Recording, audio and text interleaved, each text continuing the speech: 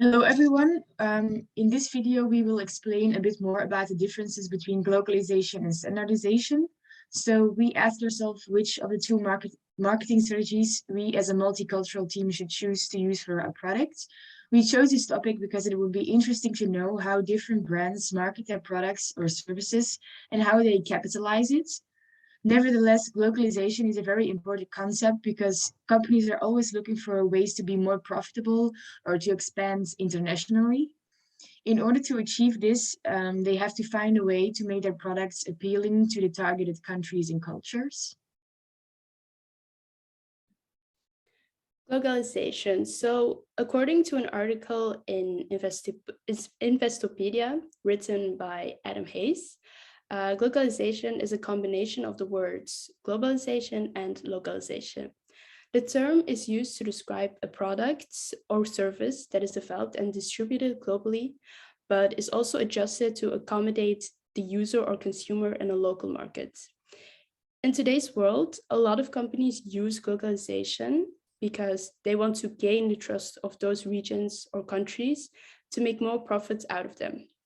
For example, cars that are sold worldwide but adjusted to meet local criteria, such as emissions standards or what side the steering wheel is located. It could also focus on more cultural aspects, such as McDonald's, offering geographically specific menus that cater to local tastes. The exact definition of standardization is the process of making something conform to a standard. So standardization in marketing means advertising your product the same way all over the world. In the standardization process, there are advantages and disadvantages for both seller and consumer, which will be explained later on. Most of the time, standardization is the easiest and most cost-effective way of marketing. For example, if you want to sell your product in 3 countries, it's easier and cheaper to make one advertisement for all 3 countries instead of making 3 different advertisements for 3 countries. Some huge brands even use standardized advertisement as a marketing strategy, like Coca-Cola and Pepsi.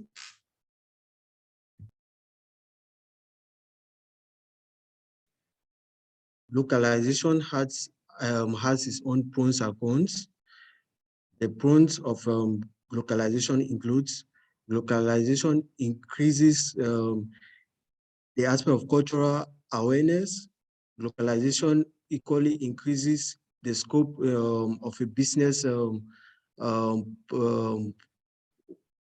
potential clients. Localization also makes it very possible for businesses to be able to create job opportunities for the local people. Meanwhile, based on the disadvantages of localization is very difficult to implement because it needs a lot of knowledge and experience based on the area where the business wants to expand. Localization, another disadvantage of localization is equally the aspect of being able to know the cultural values of the expansion area, and also being able to understand the customer preference of the expansion area.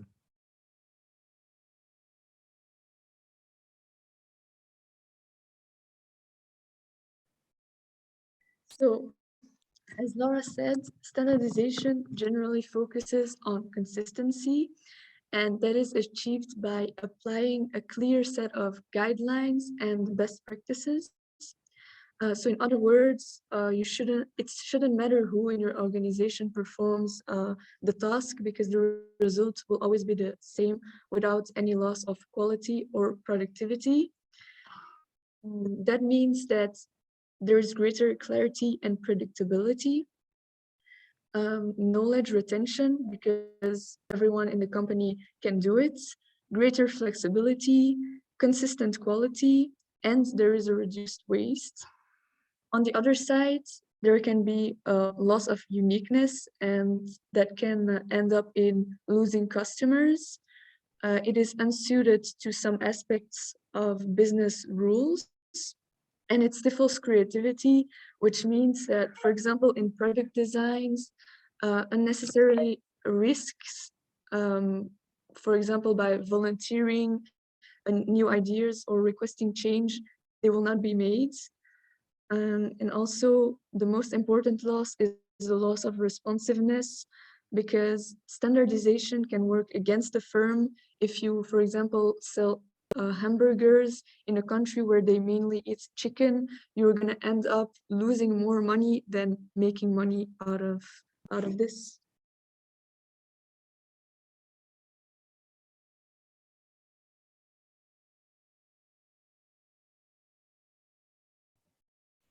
So when do you choose what strategy?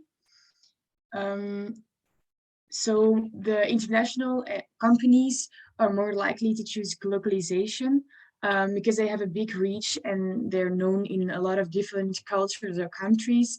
It's more useful to them to use a more specific marketing strategy than standardization. So standardization is more used in small and local companies because it's not that important to use a more specific strategy.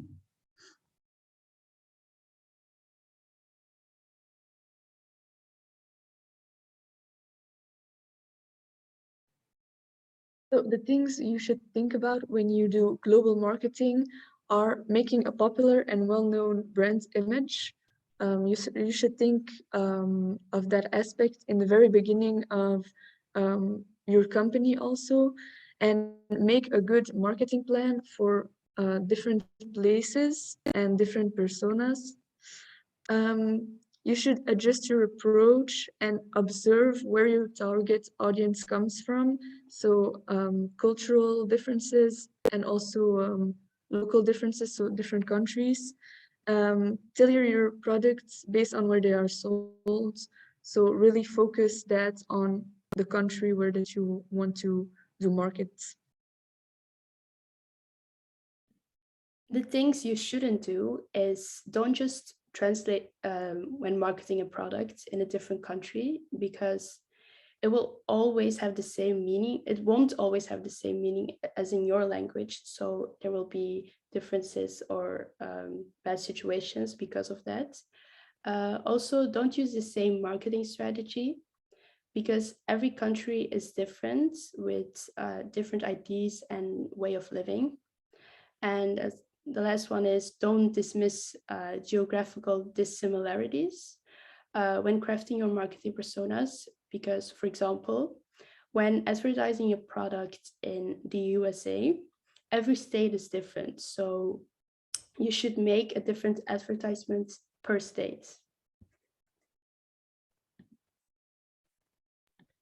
Right now, I'm going to give some bad examples of cross-cultural marketing.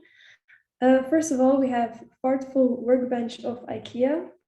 Because of the design is so useful, IKEA wanted to call this desk fartful, which means fast in Swedish. Unfortunately, they forgot to think about the meaning of the word in different languages.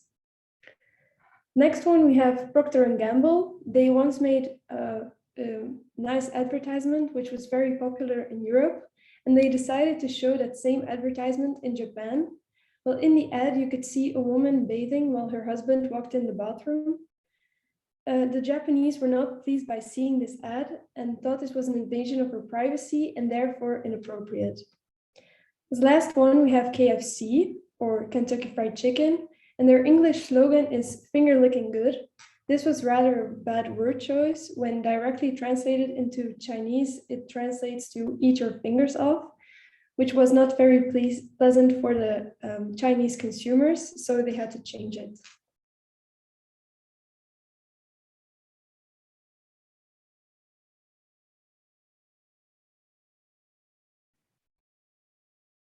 We also have some good examples, which include Netflix. Netflix, the videos, the movies they offer differs from country to country.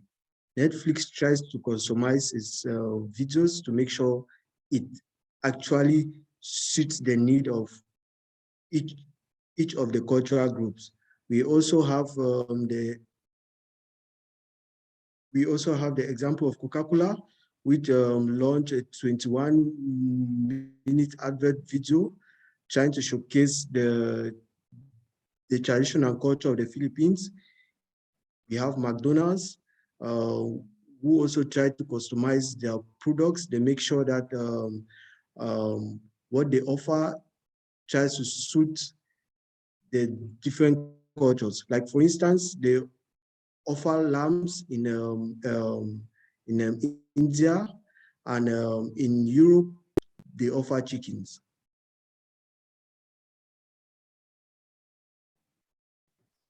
So this was our video where we compared two marketing strategies, so globalization and standardization. Hopefully the differences are clear. We as a multicultural team choose to use the strategy of globalization because this offers a lot more advantages and possibilities in this modern world. So looking at all the advantages that Peryan was talking about, this looks the best strategy to use for us. Thank you for watching and listening.